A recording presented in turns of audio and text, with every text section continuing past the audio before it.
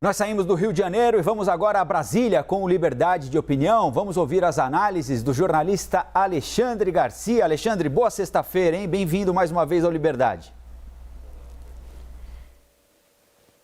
Obrigado, Colombo. Bom dia. Então vamos à nossa conversa de hoje. Vamos lá, né, Alexandre, que como nos últimos 2 dias, vai começar pelo caso do deputado Daniel Silveira.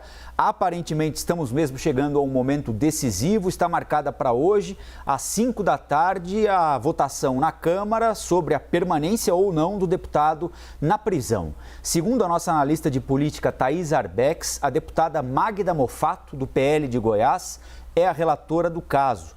Ontem surgiu o nome do deputado Carlos Sampaio, que é do PSDB de São Paulo. A CNN apurou que entre a possibilidade da escolha e a formalização da escolha, houve uma reação de líderes de alguns partidos que não gostaram do nome e, por isso, ele não chegou a ser confirmado, como alertou agora há pouquinho o presidente da Câmara, Arthur Lira, ao Igor Gadelha. Eles se falaram agora cedinho. Bom, queria que você falasse um pouquinho para a gente, Alexandre, sobre essa mudança na relatoria, que não chegou a ser uma mudança porque o Carlos Sampaio não foi formalmente nomeado, né? Mas o produto final do relatório pode sofrer alguma modificação a partir de uma suposta resistência ao nome do Carlos Sampaio e a confirmação do nome da deputada do PL? Não, acho que não, né? Embora eu tenha lido nos jornais de hoje que é Carlos Sampaio, veja só. Né? E essa deputada está no 3º mandato, era do PTB, do PR, agora é do PL. Eu não vejo mudança nisso. Agora, de novo, eu quero ressalvar. Eu discordo do estilo desse deputado, como discordo do estilo do jornalista que está preso. Mas temos um representante do povo preso e um jornalista preso. Isso significa que qualquer jornalista e qualquer representante do povo pode ser preso à revelia da Constituição. Eu acho que isso é muito importante. E o pessoal não está lembrando da gravidade disso. Lá no artigo 53, aquele que diz que são invioláveis os deputados e senadores, civil e penalmente, no parágrafo 8º, chega a esse ponto. As imunidades de deputados ou senadores subsistirão durante o estado de sítio, só podendo ser suspensas mediante o voto de 2/3 dos membros da casa respectiva, nos casos de atos praticados fora do recinto do Congresso Nacional que sejam incompatíveis com a execução da medida, até no estado de sítio. Aí eu pergunto, será que vivemos num estado de sítio de fato? Ou de direito até, porque são determinações do Supremo. São coisas esquisitas. Eu leio e releio a Constituição e só consigo acreditar no que está escrito na Constituição. Vale o que está escrito. Para mim, vale o que está escrito. Por exemplo, essa prisão, né, é uma criação, uma invenção do mandado de prisão em flagrante. Ora, se é flagrante, não há tempo de buscar um mandado de prisão, né? Aliás, o mandado de prisão é ex officio, né, que partiu de iniciativa do ministro. Não foi pedido por Ministério Público, nem por delegado, nada. Né? Bom, mas aí é um paradoxo. Né? E depois diz assim, sim, o artigo 53 diz lá que pode ser preso por crime inafiançável. E qual é o crime inafiançável? A expressão? Não. A linha 44 dos direitos e garantias individuais ou coletivos do artigo 5º diz que é o grupo armado para derrubar a instituição. E tem outra coisa que foi violada, que é a linha 11, se não me engano, ou 9, do artigo 5º da Constituição, né? É o 11, né? Que diz que a casa é o asilo inviolável do indivíduo. Ninguém pode entrar lá à noite. Durante o dia, só com mandado judicial, salvo em flagrante delito ou para buscar socorro. E o flagrante delito, nesse caso, é só de grupo armado e crime inafiançável, portanto. Né? Então, está cheio de coisa esquisita nisso e tem que registrar a esquisitice disso. Outra coisa, né? Ninguém falou... Eu fui atrás, eu disse, meu Deus do céu, me caiu o queixo quando eu vi a notícia. Eu disse, não, é mentira. Isso é fake news. Dizer que o juiz de custódia é um auxiliar de Alexandre de Moraes? Não. Aí eu fui vendo as notícias e é o que dizem as notícias, pelo menos. Eu nunca vi isso. Tá dentro daquele espírito em que o Supremo é vítima, é investigador, é Ministério Público, é julgador e é executor. O que é isso? O Percival Pugina escreveu ontem, de exceção em exceção, forma-se um regime de exceção. E eu ontem comentei aqui da sabedoria salomônica do vice-presidente da República, né, que disse que não se corrige exagero com mais exagero.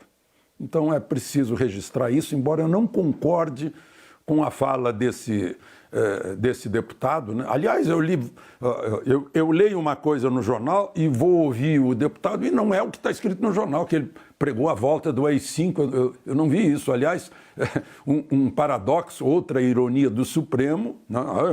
Pregou a volta do AI-5 e aplica a Lei de Segurança Nacional. Né? Então, está complicado, né? Está complicada essa situação. É bom assunto de sexta-feira. Alexandre, nós ouvimos aqui o deputado Ricardo Barros, líder do governo, e ele disse que vai votar pela derrubada da prisão do deputado Daniel Silveira, mas acredita que a vantagem pela manutenção da prisão no plenário será provavelmente superior a 350 votos. Né? Nós estamos falando de um universo de 513 parlamentares, 350 seria uma maioria muito relevante, não é? Você sente essa tendência também e, em caso positivo, por quê, Alexandre? Dessa vez, o espírito de corpo, que como você lembrou, e eu quero ressaltar aqui, eu não uso essa expressão de modo pejorativo, porque ela existe em todos os setores da sociedade, inclusive na nossa carreira, na nossa profissão, mas por que dessa vez o espírito de proteção, que tantas vezes foi observado no plenário da Câmara, parece não vai proteger o deputado Daniel Silveira?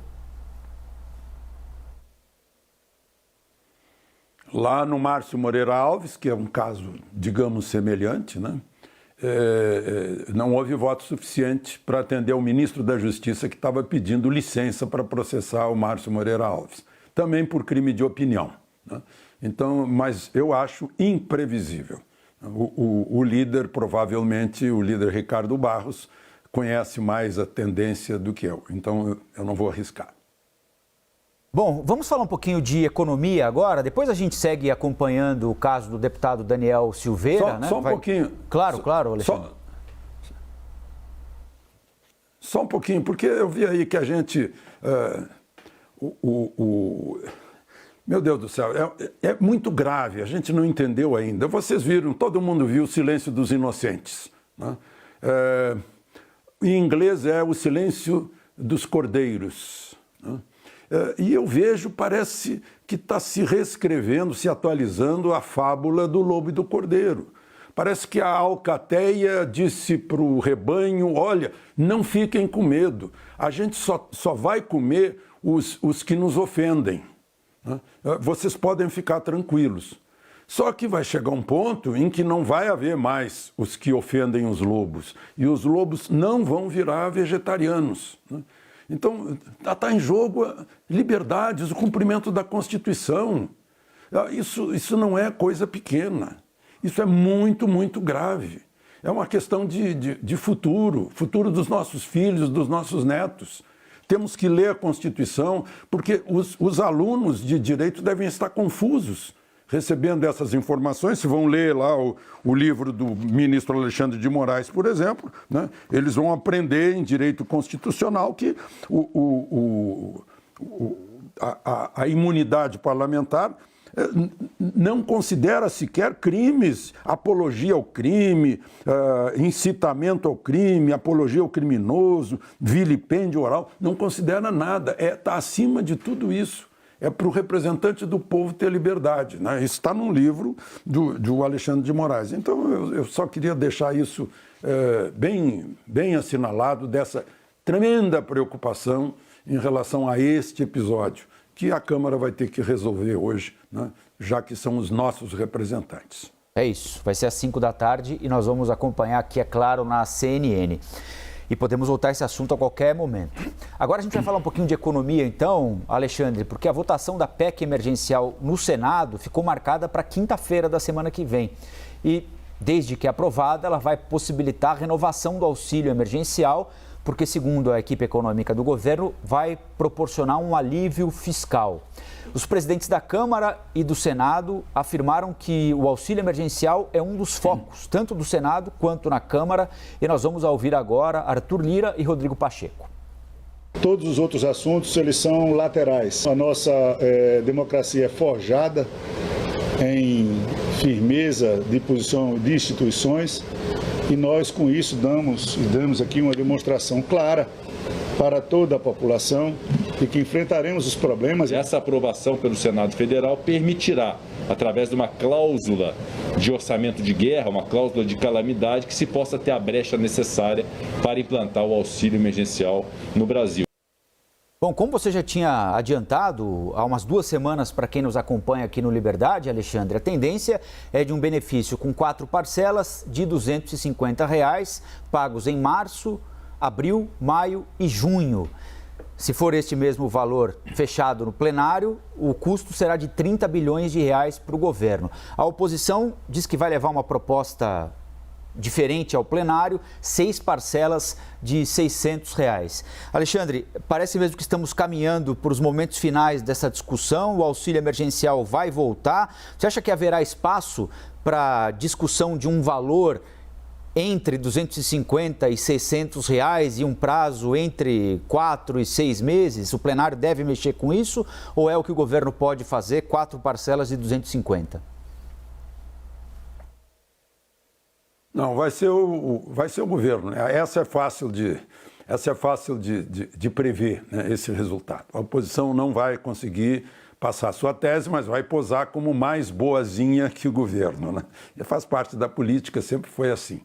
Então, vai ser assim, 3 ou 4 parcelas de 200 ou 250, né, tal como estava previsto. Não vai haver furo de teto, não vai haver desrespeito à lei de responsabilidade, né, vai haver um pequeno crescimento do endividamento, né, pequeno, de décimos por cento, e essa PEC vai andar, né?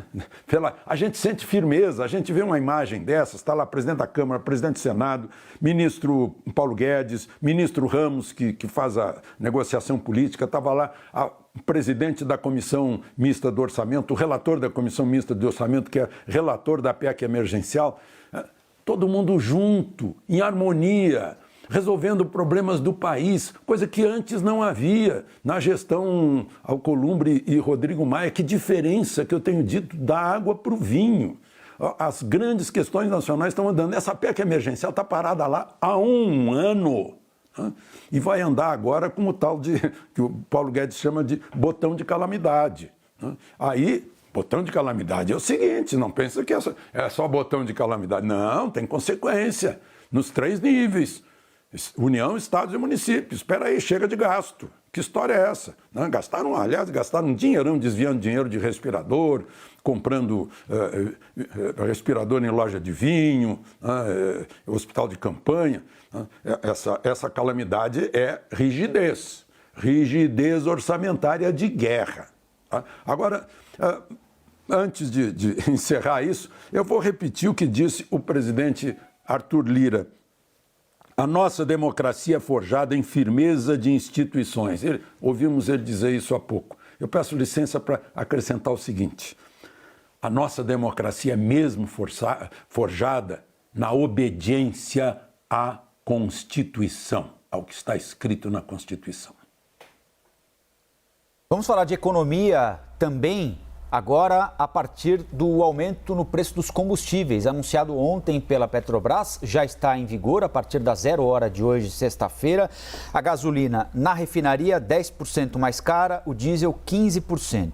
Este foi um dos temas tratados pelo presidente Bolsonaro ontem, naquela transmissão que ele faz todas as quintas-feiras em redes sociais. O presidente Bolsonaro criticou o reajuste, disse que é fora da curva o reajuste e prometeu zerar o imposto federal PIS/COFINS sobre o diesel por pelo menos 2 meses. Vamos acompanhar o que disse o presidente.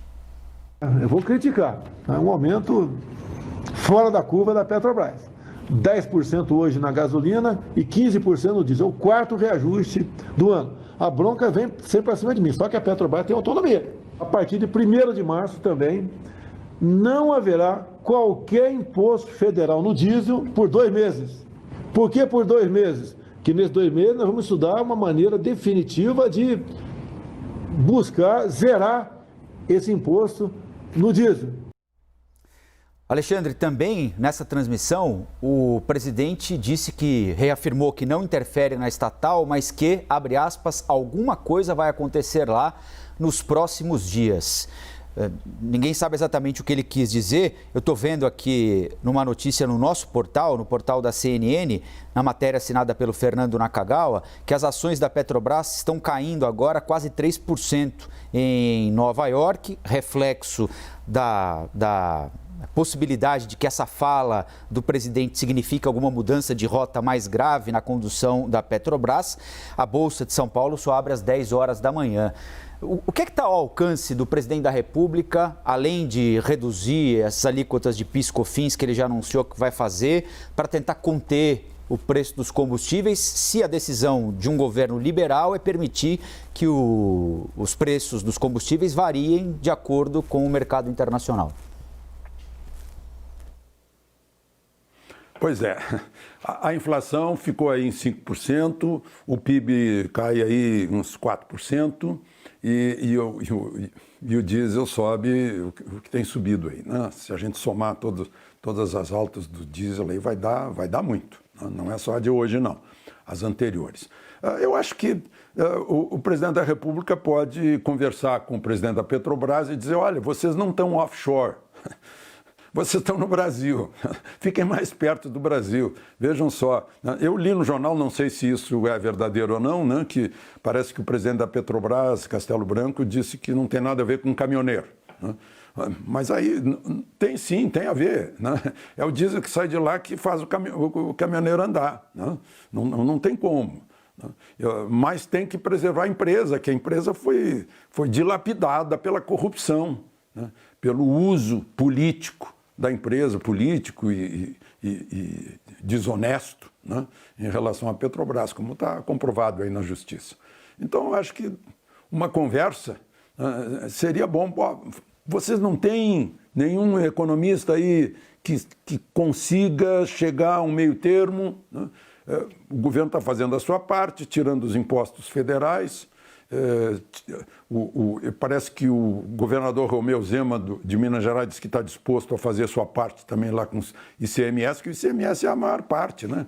Agora, o imposto do gás é muito pequeno, tira, tudo bem, vai tirar definitivamente 3%, né? Mas, enfim, agora eu estou vendo aqui que o nosso tempo está se esgotando, eu só queria lembrar, hoje é sexta-feira, né? É um dia, a gente teve tantos assuntos pesados.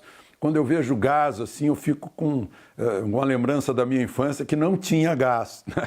O carroceiro despejava a lenha lá fora, eu tinha que carregar a lenha para dentro, empilhar no galpão e cortar a lenha para minha mãe levar para o fogão. Né? E os meus amigos me gozavam que eu tinha que fazer esse tipo de trabalho, porque eles não precisavam, não tinha gás naquele tempo, devia ter empregado para fazer isso.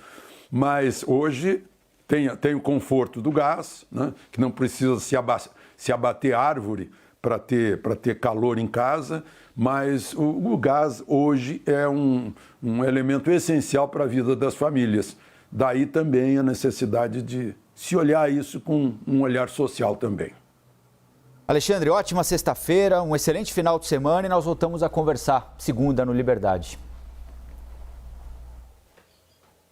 Aproveitem o fim de semana.